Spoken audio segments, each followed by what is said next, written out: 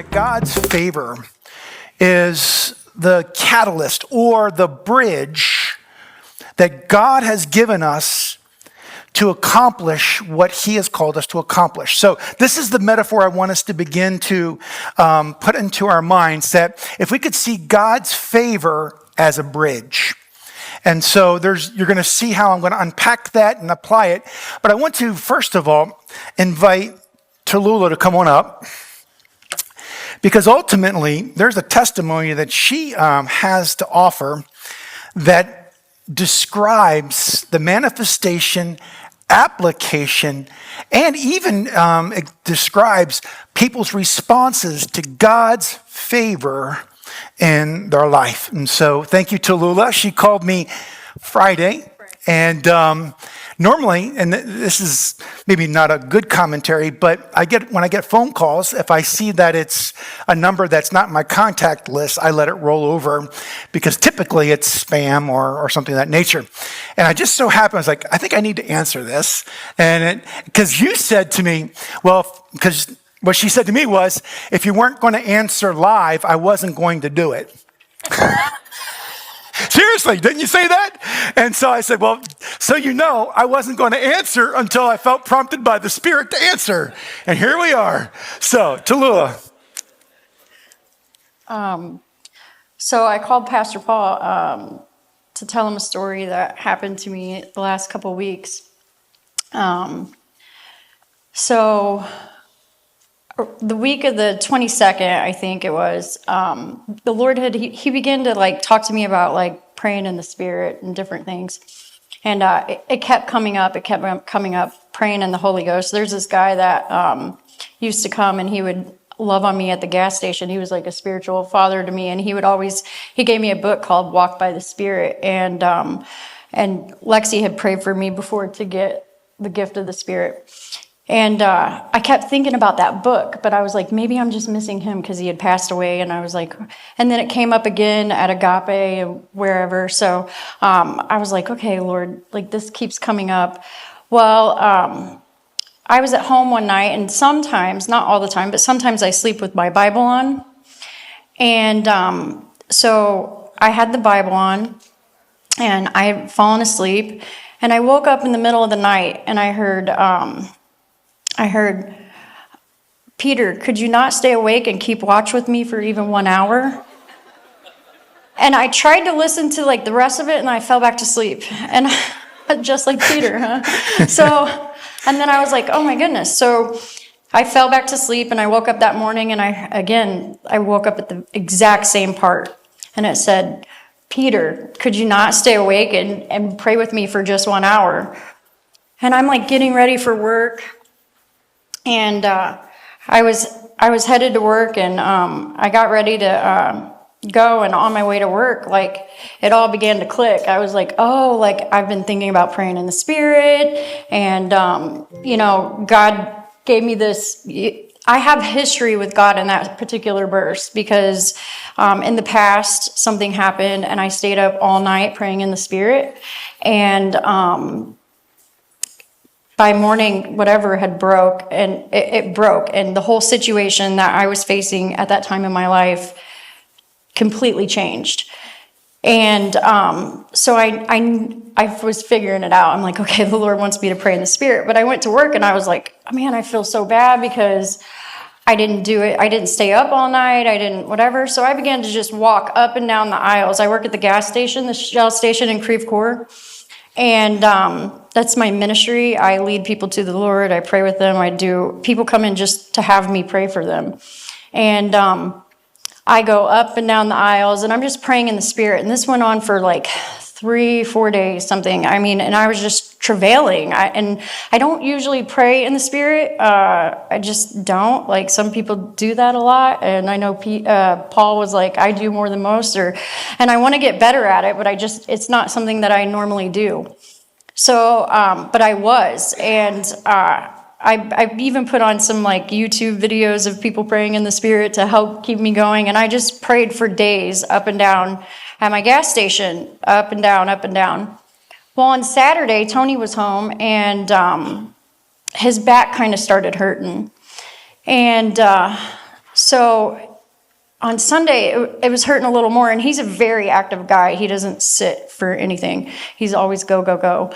So Sunday, it's a little worse, and then Monday, it's a little more worse. Well, Tuesday came, and he woke up, and as soon as we woke up, he was like, I got to go to the emergency room. Like, I am too much pain. He couldn't even hardly walk or anything, and I knew he couldn't drive himself, so I immediately called my boss, and I was like, hey, I can't come to work. I got to take my husband to the emergency room. I don't know what's going on. Something's going on with his back. He drives a lot. He does whatever, but I got to be with him, and my boss was like, okay. So I stayed home from work, and I called some friends, and I decided we took him to the chiropractor, and he went to the chiropractor. I was taking care of him the whole day.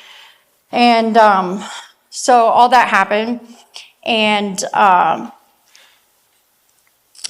in the meantime, what were you sensing while you're praying in the Spirit? You started having these thoughts. Oh, yeah. Yeah, that's... See, I knew I was going to forget Yeah. stuff. So Tuesday, when I was praying, I started having thoughts like when I was praying in the Spirit, I was at the register and I was thinking, I was like, man, what would happen if a car ran through here? Like, if it came right here where I am, like it hit the ice machine and then it would hit and we're kind of back because we're in a like cubby hole.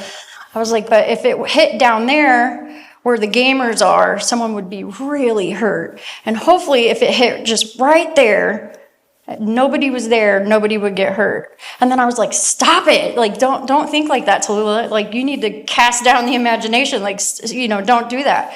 And so I'm like, I was like, that is not whatever is lovely and pure. And, I was like, stop thinking on those things. So I just redirected, kept praying in the Spirit and everything.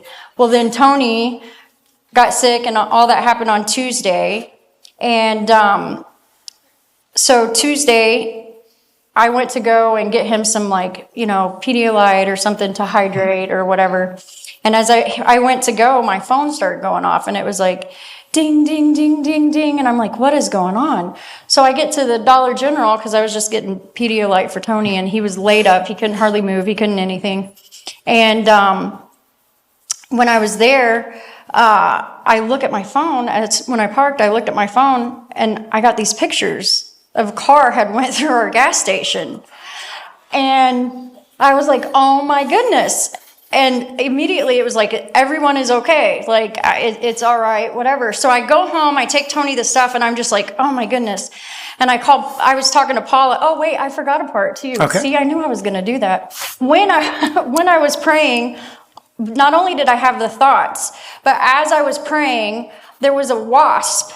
And the wasp had kept flying around the building like all these days or whatever. Well, this wasp came up and it was flying and there was a customer and I was cashing her out. So I'm on this side, she's on that side. And the wasp just comes up and it just falls down dead. Just dead. And I was like, that's interesting. Did it sting you? And she's like, no. I was like, did it do anything? She's like, no. So I grabbed the fly swatter and swatted it to make sure it was good and dead. And then I got rid of it. And so all that happened. Well, I had called Paula when I dropped this stuff off to Tony, and I was like, I'm going up there. And I was like, I'm there more than I am anything. Like, I'm going up there. So I went to go up there, and on my way there, I was talking to Paula, and she's like, oh, yeah, remember, you're a tongue-talking wasp killer. And I was like, oh, yeah, I forgot that happened. And as I was going there, I started thinking, I was like, Lord, I didn't cast down the imagination. Like, this is my fault. Like, I didn't cast it down. I didn't anything. And the Lord was like, stop it. See, he talks to me like that sometimes. And he's like, stop it. You prayed in the Spirit for 3 days. For 3 days you prayed. It was covered. And I just was like, oh my goodness. Wow. So I get there, and this is what I see. It was a 15-year-old little girl. She had her permit about 2 weeks. She was in the car with her dad, and she came around, and as she came around, she mixed the gas and the brake up, and she goosed it and ran right through the building.